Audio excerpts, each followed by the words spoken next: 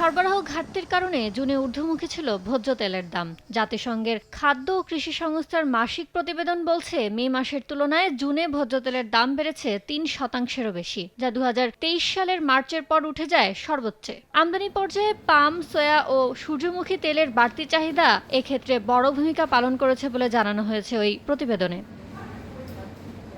ঊর্ধ্বমুখী চিনির দামও টানা ৩ মাস কমার পর জুনে বিশ্ববাজারে প্রায় ২% বেড়েছে এই নিত্যপণ্যের দাম। এক্ষেত্রে ভূমিকা রেখেছে বিশ্বের প্রধান চিনি উৎপাদনকারী দেশ ব্রাজিলের আখ উৎপাদন কমে যাওয়ার শঙ্কা। তবে দাম বৃদ্ধির পরেও এখনও তা গত বছরের জুন মাসের তুলনায় প্রায় ৩৩% কম। শুক্রবার প্রকাশিত এফএওর এই মাসিক প্রতিবেদনে জানানো হয়েছে, মে মাসের তুলনায় জুনে ১.২% বেড়েছে দুগ্ধজাত পণ্যের দাম। এ সময় বিশ্ববাজারে চাহিদা বেড়ে যাওয়া এবং পশ্চিম ইউরোপে দুধের সরবরাহ কমে যাওয়ায় মাখনের দাম উঠে যায় ২৪ মাসের সর্বোচ্চে। একই সঙ্গে চাহিদা বাড়ার পাশাপাশি ওশেনিয়া অঞ্চলে দুধের উৎপাদন কমায় বাড়তির দিকে ছিল গুঁড়ো দুধের দামও।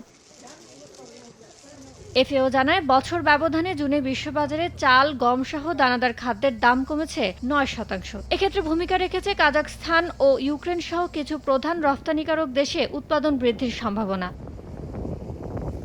ইয়ানুর শিফাত, সময় সংবাদ।